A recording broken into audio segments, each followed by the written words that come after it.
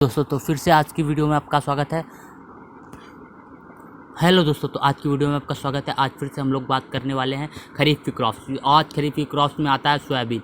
तो आज हम लोग जानेंगे सोयाबीन की खेती और इसके आगे हम लोग सारी खेतियां पढ़ेंगे जो कि खरीफ की क्रॉप्स में आती हैं। तो आइए चलते हैं, सबसे पहले जानते हैं कि सोयाबीन के लिए जलवायु कैसी आवश्यकता होती है। सोयाबीन के लिए जलवायु कैसी आवश्यकता होती है। सोयाबीन के लिए जलवायु अच्छी वृद्धि एवं उपज के लिए गर्म एवं नम जलवायु की आवश्यकता होती है। कैसी जलवायु होती है, यानी गर्म एवं नम, जिसका टेम्परेचर कितना हो 25 डिग्री सेल्सियस था। वार्षिक वर्षा कितनी 60 से 70 डिग्री सेंटीमीटर, ठीक है, 60 से 70 सेंटीमीटर। फिर आता है मृदा। सोयाबीन की सफल खेती के लिए उपजाऊ, अच्छे जल निकास वाली, नमक रहित मध्यम से भारी दोमट मिट्टी की आवश्यकता होती है। फसल सोयाबीन की खेती निम्नलिखित फसल चक्रों में अपनाई जा सकती है और फसल चक्र आप देख लीजिए, स्क्रीनशॉट ले लीजिए। उन्नत किस्में कौन सी सोयाबीन के लिए विभिन्न क्षेत्रों में किस्में सारणी उन्नत, यानी उत्तरी और पहाड़ी क्षेत्रों में हिमाचल प्रदेश उत्तराखंड के लिए शिलाजीत पूसा 16, BL सोया 2, BL सोया 27, सहरा सोया पालम सोया पंजाब 1, PS 1241 और PS 1092, PS 43, VLS 59, VLS 63।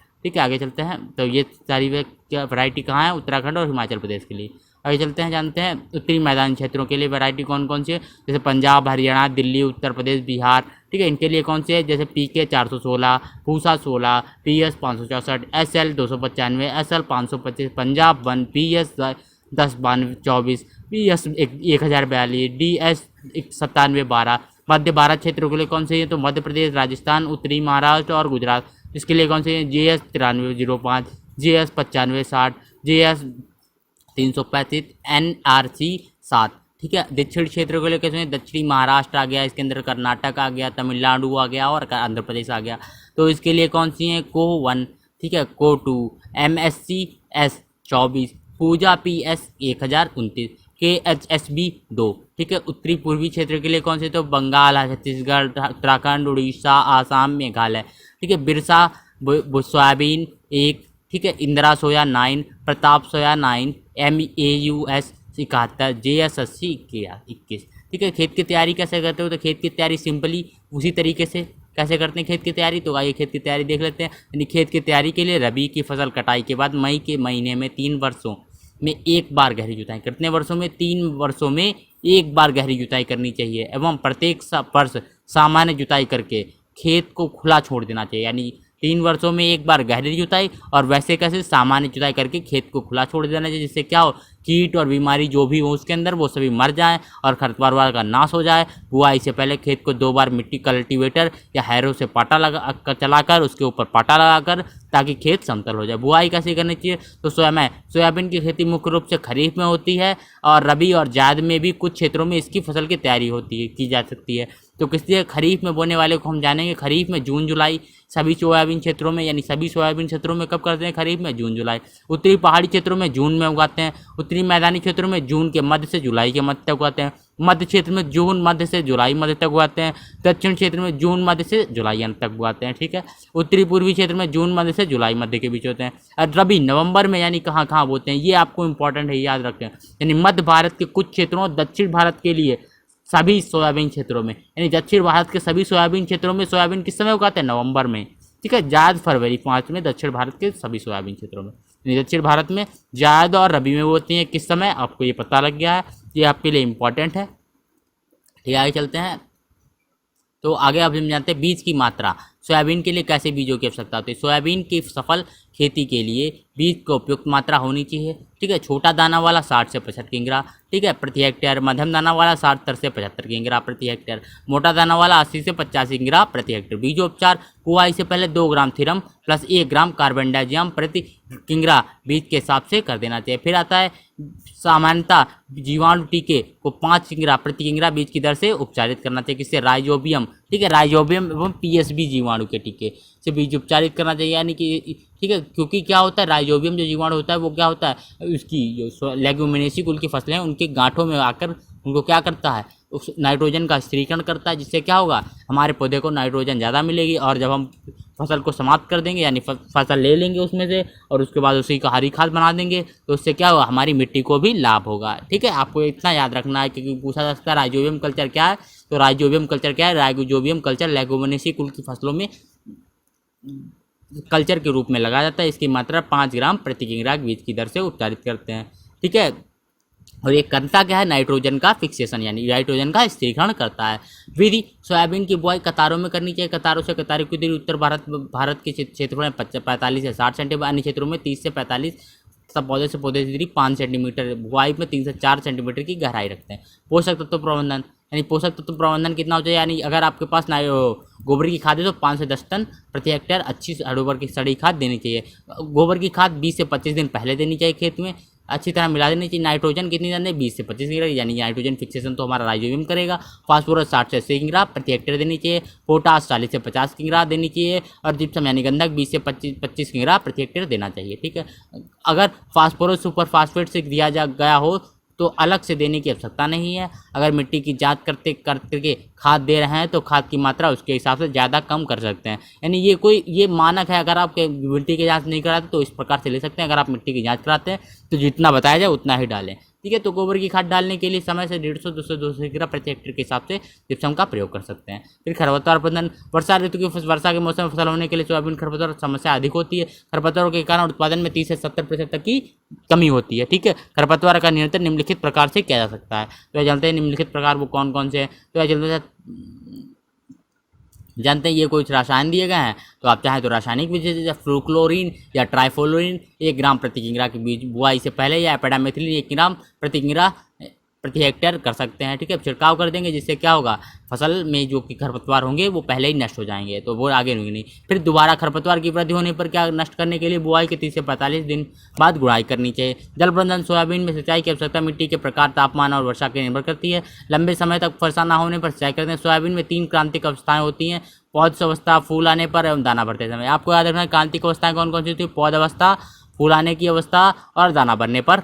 ठीक है, ये आपको याद रखना है। और सोयाबीन की फसल में जल निकास की भी आवश्यकता होती है, यानी ऐसा नहीं आपने भर दिया धान के जैसे तो क्या होगा, फसल खराब हो जाएगी।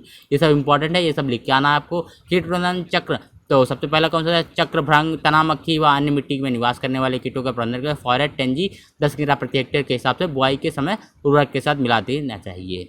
ठीक है, फिर आता है तना मक्खी से फसल प्रारंभिक अवस्था में नुकसान होती है। 7 से 10 दिन के फसल पर थायोमिथॉक्स 25 WG का 100 ग्राम प्रति हेक्टेयर की दर से छिड़काव कर देना चाहिए। ब्लू बीटल के लिए नियंत्रण हो तो लिविनोफॉक्स 25 cc प्रति 1.5 लीटर प्रति हेक्टेयर की दर से छिड़काव कर देना चाहिए। इतना इंपॉर्टेंट है, बस इतना याद रख लीजिए। ज़्यादा आपको डिटेल में पढ़ने की जरूरत नहीं, कौन सा पेपर ही तो देना है। ठीक है, और आपको अच्छे से लिख के आना है। रोग पत्तियों पर होने वाले रोग जैसे माइरोथेसियस और सार्कोस्पोरा, पर्ण धब्बा रोग एवं ब्रायोक्टिनिया, एरियल ब्लाइट की रोकथाम के लिए कार्बेंडाजम 50 WP को 0.5 किग्रा प्रति हेक्टेयर की दर से 700-800 लीटर पानी में मिलाकर प्रति हेक्टेयर की दर से बुआई के 35 से 40 दिन के तो छिड़काव कर देने चाहिए अंतर पर। फिर जीवाणु जनित फूला के रोग के लिए कॉपर ऑक्सीक्लोराइड 2 किग्रा प्लस स्टेप्टोसाइक्लिन 200 ग्राम प्रति 700 से 800 लीटर पानी में मिलाकर छिड़काव करें। पीला मोजा के नियंत्रण के लिए थायोमिथॉक्स 25 WG 200 ग्राम को 1000 लीटर पानी में घोलकर छिड़काव कर दें।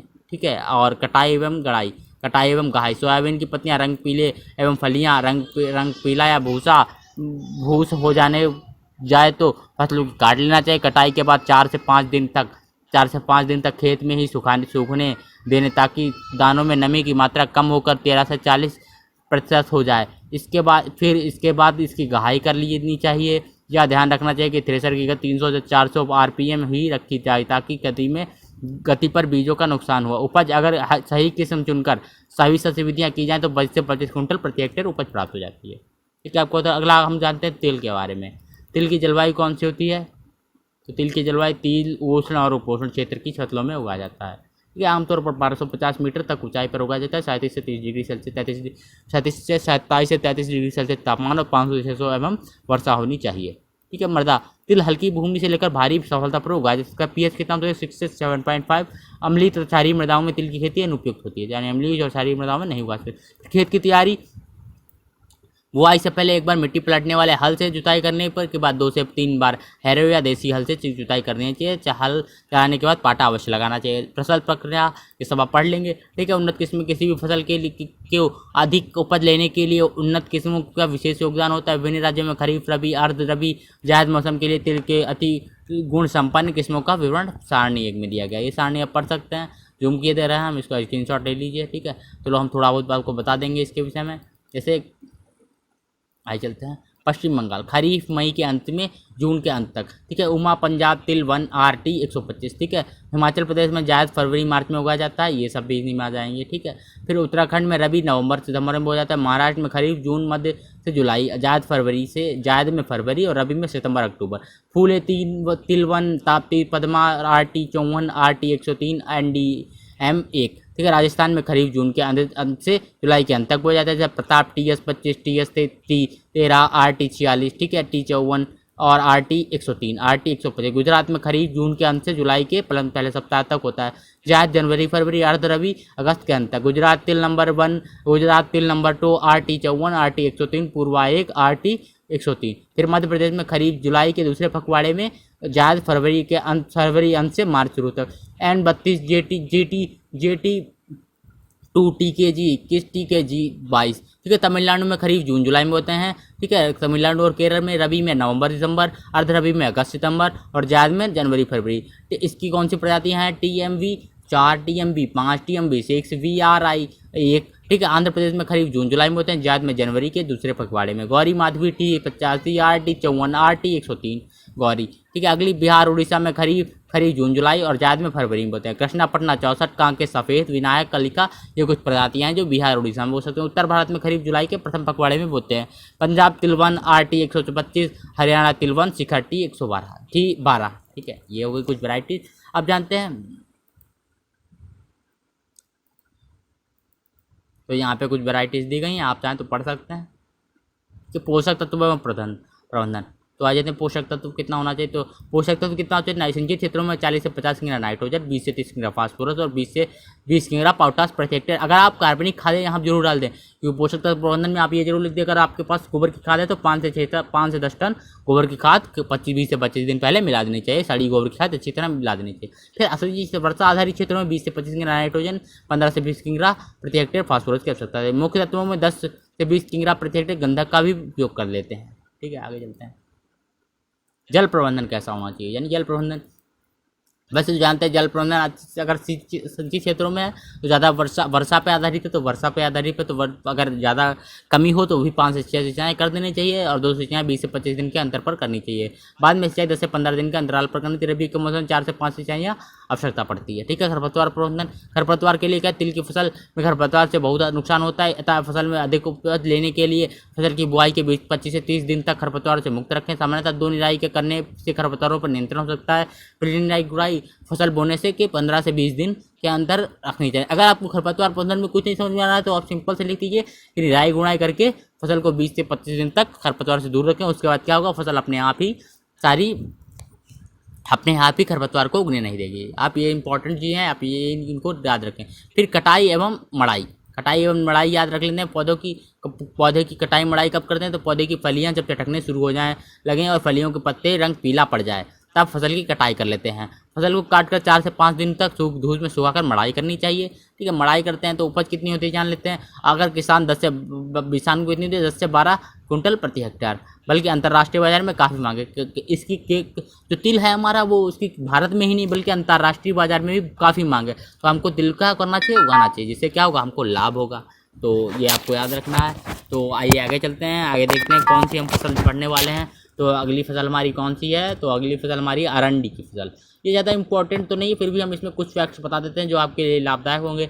तो अरंडी की जो फसल है, गर्म जलवायु की फसल है। 50 से 70 सेंटीमीटर वर्षा होनी चाहिए और 20 से 26 डिग्री सेल्सियस तापमान होना चाहिए। मृदा कैसे होती है, अरंडी के सभी प्रकार की मृदा में उगाया जाता है, परंतु अधिक उपज के लिए जल निकास अच्छी हो तो उन्नत किस्में कौन सी है, तो उन्नत किस्में कौन सी है। संकुल प्रजातियाँ अरुणा सौभाग्य भाग्य ज्योति क्रांति किरण। संकर किसान में GS4 और GS5। गुजरात आंध्र प्रदेश के लिए थे गुजरात संकुल VS9 और SK 73 और शंकर हैं GSUH1 संकुल हैं। और हम जान लेते हैं राजस्थान के लिए ज्योति और GS4 और ज्योति हो गए संकुल और शंकर हो गए GS4 GSH4।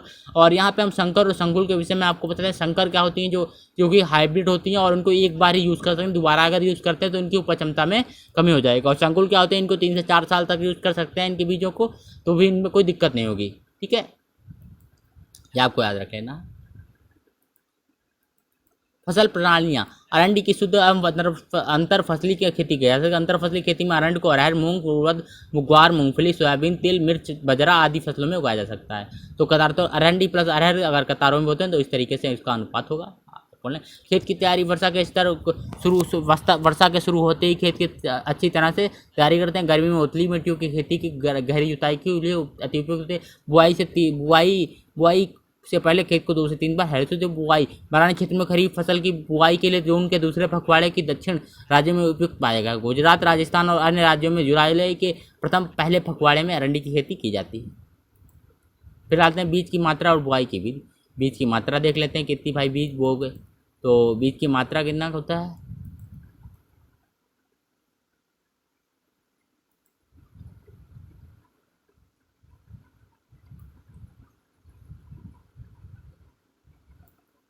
तो कितने पौधे होने चाहिए? 1850 सिंचित क्षेत्रों में 18,500 और 14,000 प्रति हेक्टेयर। बरानी क्षेत्रों में 18,500 और जो पौधे होते हैं वो 14,000। ठीक है, इस तरीके से इसमें दिया तो कुछ है नहीं जो आपको बताने। इसमें दिया है कि थिरम से बाइवेस्टीन प्रति किलो बीज की दर से उपचारित करना चाहिए। ठीक है, पोषक तत्व प्रबंधन देख लेते हैं। पोषक तत्व मिट्टी परीक्षण के आधार पर कर सकते हैं कितना। बुआई के समय ऐसे क्षेत्रों में 20 किलो नाइट्रोजन, 40 किलो फास्फोरस प्रति हेक्टेयर। और अगर वर्षा की उपलब्धता हो तो 20 किलो नाइट्रोजन की फसल 30 से 40 दिन बाद तथा 65 से 70 दिन के अवस्था पर प्रयोग करें। सिंचित क्षेत्रों में 40 किलो नाइट्रोजन और 40 किलो फास्फोरस का उपयोग करते हैं।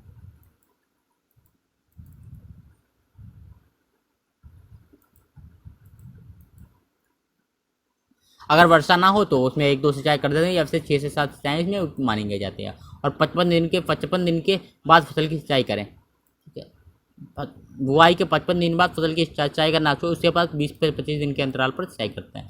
खरपतवार नियंत्रण आपको होता है निराकरण करके खरपतवार नियंत्रण किया जाता है। कीट प्रबंधन अरंडी में कीट लाल बालदार सुंडी, सोमिल, कुबड़ा कीट, कैप्सुलर बोरर, तंबाकू का सुंडी तेल, सफेद मक्खियाँ प्रमुख लाल बहादुर, सुमिलीपुर पत्तियों के तेज से खाते हैं। कभी कभी ये तो फसलों के पत्तों रहित का खत्म कर दें तो इसके लिए क्या करते हैं? मोनोक्रोटोफास 36% EC 0.05% के घोल को बनाकर छिड़काव कर देते हैं, जिससे क्या होगा? इनको समाप्त हो जाएगी। जहाँ लाल बाल वाली सुंडियों के लिए पौड़ पतंगों रोशनी प्रकाश संयंत्रों का भी प्रयोग कर सकते हैं। तो आइए जानते हैं कटाई एवं मढ़ाई तो कितनी होती है? 90 से 120 दिन में पककर तैयार हो जाती है। 30 दिन के अंतराल पर सीटों की तुड़ाई करें। सीटों को उस समय तुड़ाई के बाद जब कुछ कैप्सूल भूरे रंग के हो जाते हैं तब क्या करते हैं? डंडों या पीट कर थ्रेसर से उसका यूज़ करके निकाल लेते हैं। क्या निकाल लेंगे? तो अरंडी निकाल लेंगे। भारत में प्रति हेक्टेयर अरंडी की औसत उपज अन्य देशों की तुलना में अच्छी होती है। बरानी क्षेत्रों में 800 से 1,000 तथा सिंचित क्षेत्रों में 2,000 से 2,500 किंगरा प्रति हेक्टेयर की उपज आसानी से प्राप्त हो जाए। 2,000 से 2,500 किंगरा प्रति हेक्टेयर की उपज प्राप्त होती है। अच्छी देखभाल और अनुकूल जलवायु में किसान को 4,000 से 5,000 किंगरा भी उपज प्राप्त हो जाती है। कपास, अब चलते हैं कपास। इसीलिए हमने बीटी कॉटन बनाया था क्योंकि क्या होता है? बीटी कॉटन भी कपास के अंदर ही आता है। यानी कपास की एक वो है वैरायटी है जो कि क्या है? जेनेटिक इंजीनियरिंग की गई है उसके अंदर। कपास की उत्तम फसल के लिए आदर्श जलवायु की आवश्यकता होती है। फसल के उगने के लिए कम से कम 16 डिग्री से सेंटीग्रेड से अंकुरण के लिए आदर्श तापमान 32 से 34 डिग्री सेल्सियस और तापमान कितना होना चाहिए? 25 से 30 डिग्री सेल्सियस। रातें ठंडी होनी चाहिए। कपास के लिए कम से कम 50 सेंटीमीटर वर्षा का होना आवश्यक होता है। मृदा, कपास के लिए उपयुक्त मृदा में अच्छी जलधारण एवं जल निकास क्षमता होनी चाहिए। ठीक है, और कितना पीएच होना चाहिए? पीएच 5.5 से 6.0 तथा 8.5 पीएच मान तक मृदा में की जा सकती है। इसकी फसल चक्र तो आप देख लेंगे फसल चक्र। ठीक है, ये सब फसल चक्र हैं। ठीक है, स्क्रीनशॉट ले लीजिए, आपको समझने में आसानी रहेगी। उन्नत किस्में देख लेते हैं इसकी। अब उन्नत किस्में कौन सी? तो पंजाब के लिए कौन सी हैं?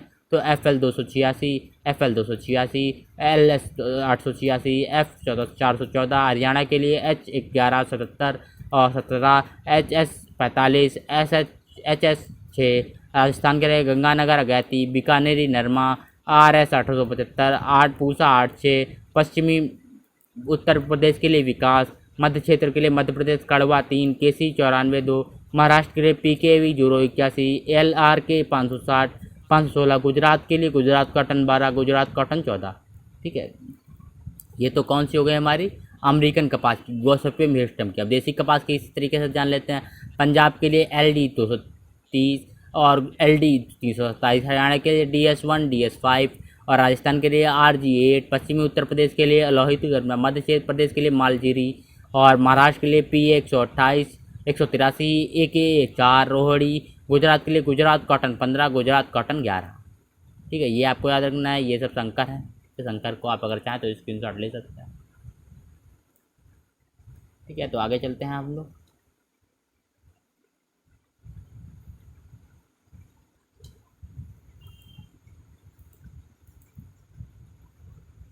अजंत गॉसिपियम हेरेबियस की किस्में कौन सी है? तो रायचूर 91, DB 312, काबल कर्नाटक में उगाई जाती है। गायसोपियम बारबेंडस किस्म सुवीन अंजलि केवल तमिलनाडु में उगाई जाती है। खेत की तैयारियां देख लेते हैं। BT कपास, पिछले 8 वर्षों में BT कपास की कई प्रजातियां भारत के सभी क्षेत्रों में उगाई जाने लगी हैं। तो BT कपास की प्रजातियां जरूर याद रख लें। कौन सी हैं? RCS 308, RCS 314, RCS 134, RCS 317, MCR 6301, MRC 6304। ठीक है, तो अगर आपको ये सब समझ में आ रहा तो वीडियो को लाइक जरूर कर दें। खेत की तैयारी कैसे करते हैं? तो 1 से 2 जुताई गहरी जुताई तथा इसके बाद 3 से 4 हल्की जुताई करके पाटा लगाकर और खेत में इसकी बुआई कर देते हैं। बुआई संपूर्ण उत्तर प्रदेश था, मध्य प्रदेश, गुजरात, राजस्थान, कुछ भागों में खरीफ के मौसम में बोई जाती है।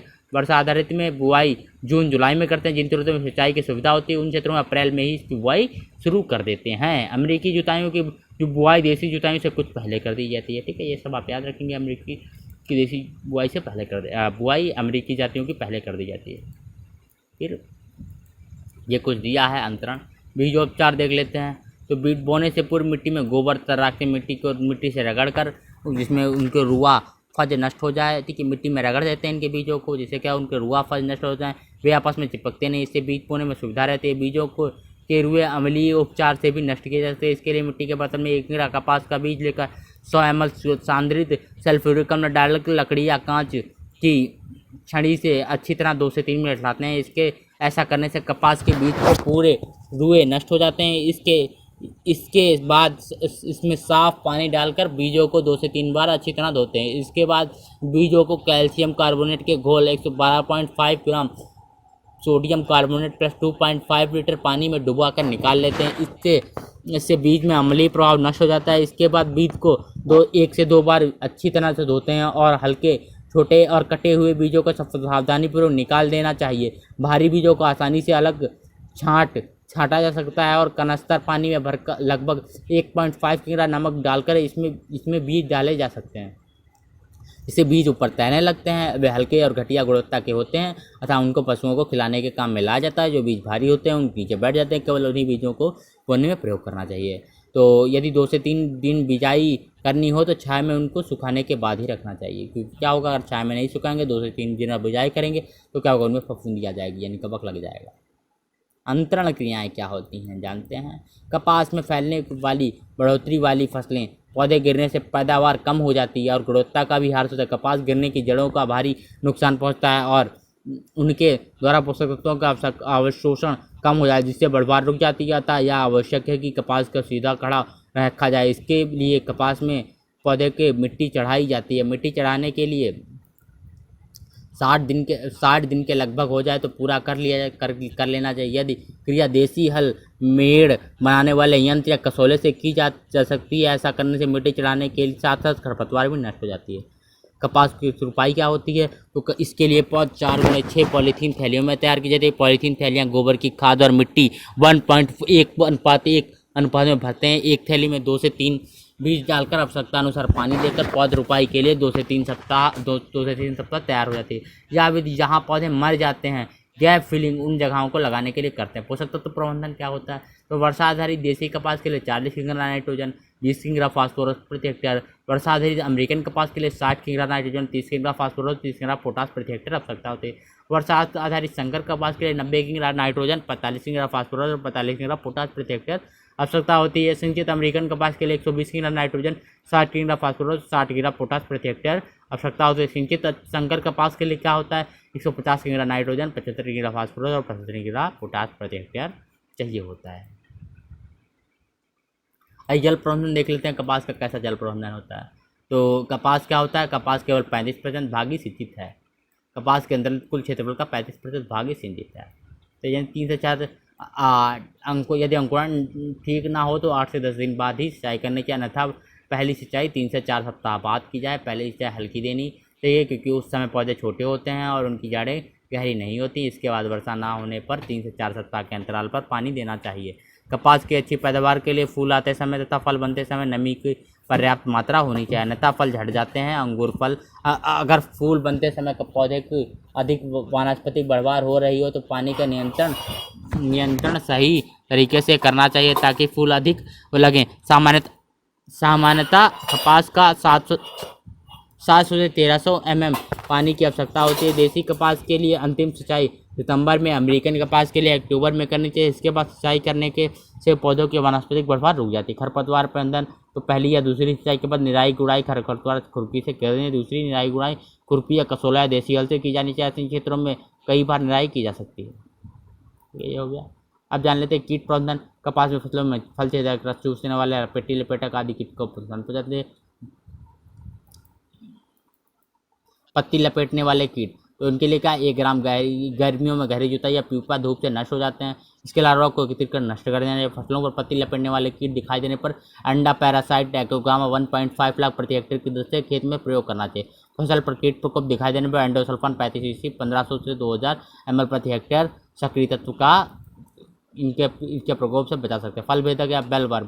कपास में अमेरिकन बोलवर्म, पीक बोलवर्म, स्पेडोट बेलवर्म फसल को बहुत हानि पहुंचाते हैं। बेलवर्म का नियंत्रण के लिए गर्मी के मौसम में गहरी जुताई करने पर जमीन में शीत निंद्राएं पड़े कीटों को इल्लियाँ व प्यूपा गहरा आ जाते हैं और मर जाते हैं। खरपतवार मुक्त खेती करना है। कपास की अंतिम तुड़ाई के बाद बचे अवशेषों को नष्ट कर देना। तो बीज बुआई से MAD क्लोप्रीड या 7.5 ग्राम प्रति हेक्टेयर की दर से उपचारित कर लेना चाहिए। तो क्या होगा सर, ये नहीं लगेगा। फिर कपास का गुलाबी कीट, तो इसके लिए करना चाहिए गोदाम में इसके प्रभाव से बचने के लिए 4500 ग्राम मेथाइल ब्रोमाइड प्रति हेक्टेयर घन फुट स्थान के हिसाब से धूमन करना चाहिए, यानी धुआं देना चाहिए। धूमन का मतलब धुआं।